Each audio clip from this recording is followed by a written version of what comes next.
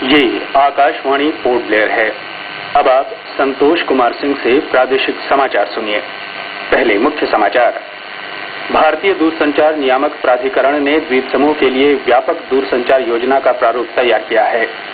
Port Blair में पिछले दिनों फनल चक्रवात से प्रभावित लोगों को कल मुआवजा राशि का वितरण किया गया और आपदा प्रबंधन निदेशालय और जिला प्रशासन की ओर से जल रक्षा अभ्यास का आयोजन होने जा रहा है।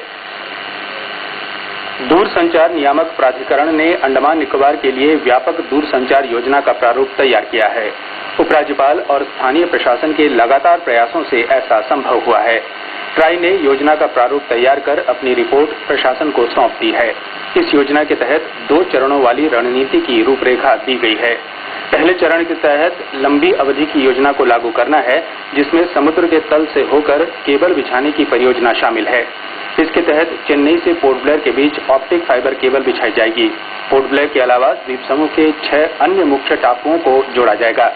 इसके अलावा अन्य टापुओं में माइक्रोवेव या उपग्रह प्रणाली से संपर्क जोड़ा जाएगा। दूसरे चरण के तहत संपर्क प्रणाली में सुधार के लिए तात्कालिक व्यवस्था शामिल है। इसके लिए विदेशी उपग्रहों से ट्रांसपॉन्डर किराए पर लेने का प्रावधान है। इसके अलावा इसरो की ओर से जीसैट उपग्रह छोड़े जाने के बाद पर्याप्त बैंडविड्थ उपलब्ध कराए जाने की कोशिश की जाएगी। ट्राई ने इस पूरी योजना के लिए 1773 करोड़ के निवेश की सिफारिश की है। इसमें चेन्नई से पोर्ट ब्लेयर के बीच समुद्र तल से होकर केबल बिछाए जाने का व्यय भी शामिल है। इस परियोजना को योजना आयोग ने स्वीकृति प्रदान कर दी है। सरकार ने इसके लिए 150 करोड़ रुपए की धनराशि चालू वित्तीय वर्ष के लिए निर्धारित की है। पिछले दिनों द्वीप समूह में आए फनल चक्रवात के कारण दक्षिण अंडमान और पोर्ट ब्लेयर के कई मकानों को काफी नुकसान पहुंचा। प्रशासन ने तत्काल कदम उठाते हुए नुकसान का आकलन किया और प्रभावितों में मुआवजा राशि का वितरण किया गया। इस सिलसिले में कल पोर्ट ब्लेयर तहसील के प्रभावित लोगों को सहायता राशि प्रदान की गई। जंगली घाट के खेतान कल्याणम मंडपम सभागार में आयोजित कार्यक्रम में आपदा प्रबंधन विभाग के सहायक आयुक्त अरुण गुप्ता और पोर्ट ब्लेयर तहसील के तहसीलदार सीपी मोहम्मद ने प्रभावितों में मुआवजा राशि के चेकों का वितरण किया। पोर्ट ब्लेयर के निकट इस वर्ष जनवरी में हुई पर्यटक नौका दुर्घटना के मद्देनजर आपदा प्रबंधन निदेशालय और जिला प्रशासन जल रक्षा अभ्यास का आयोजन करने जा रहे हैं। नौका दुर्घटना के समय बचाव उपायों से संबंधित तैयारियों के आकलन के उद्देश्य से यह आयोजन हो रहा है। यह अभ्यास 5 अगस्त को होगा। इसमें तटरक्षक और अंडमान निकोबार कमान की इकाइयां भी शामिल होंगी। जल रक्षा अभ्यास पोर्ट ब्लेयर और वंडूर में आयोजित होगा। पहले इलाके में फिनिक्स बे से लेकर चाथम जेट्टी तक के क्षेत्र शामिल हैं, जबकि दूसरे के अंतर्गत वंडूर से जॉली बॉय तक का इलाका शामिल किया गया है। अभ्यास 5 अगस्त को सुबह 10 बजे आरंभ होगा। 11 बजे अभ्यास पूरा हो जाएगा। आम जनता से इस अभ्यास के दौरान सहयोग की अपील की गई है। अंडमान निकोबार प्रशासन के सचिवालय में निजी सहायक पद पर सेवारत डुगनाबाद निवासी अनिल कुमार जॉर्ज का आज जीबी पंत अस्पताल में निधन हो गया। 46 वर्षीय जॉर्ज रक्त कैंसर से पीड़ित थे। इनका अंतिम संस्कार कल किया जाएगा। शव यात्रा पूर्व उप सचिव राजभाषा सुश्री अनस्तासिया के मजार पहाड़ स्थित निवास से आरंभ होगी।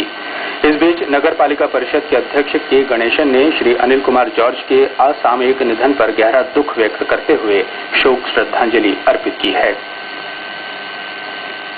भारत सरकार के पर्यावरण और वन मंत्रालय की ओर से देश भर में राष्ट्रीय पर्यावरण जागरूकता अभियान चलाया जा रहा है।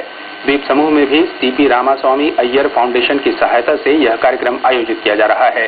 इसी सिलसिले में कल पोर्ट ब्लेयर के टैगोर राजकीय शिक्षा महाविद्यालय में कार्यक्रम रखा गया है।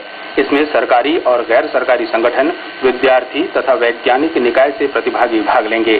कार्यक्रम सुबह 10 बजे आरंभ होगा।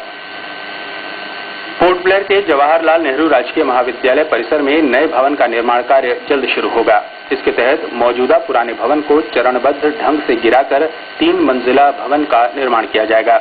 इसके लिए अंडमान लोक निर्माण विभाग ने योजना प्रारूप तैयार कर दिया है। प्रशासन से अंतिम मंजूरी प्राप्त होने के बाद इसका निर्माण शुरू हो जाएगा। मध्य अंडमान के निम्बूतला स्कूल मैदान में खेले जा रहे फुटबॉल टूर्नामेंट में आज रंगत बे की टीम ने निम्बूतला बी को 7-0 से हरा दिया। रंगत बे टीम के रवि ने हैट्रिक किया। कल आमकुंज का मुकाबला पंप एकादश से होगा। समाचार समाप्त हुए।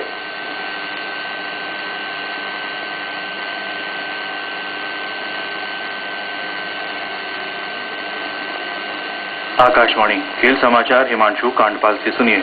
मुख्य समाचार। राष्ट्रमंडल खेलों में पी कश्यप ने 32 साल बाद बैडमिंटन के पुरुष सिंगल्स का खिताब भारत को दिलाया। पुरुष हॉकी में भारत को रजत पदक मिला। समापन समारोह में सीमा पुनिया भारत की ध्वजवाहक होंगे। पदक तालिका में भारत के 15 स्वर्ण सहित कुल 63 पदक हुए।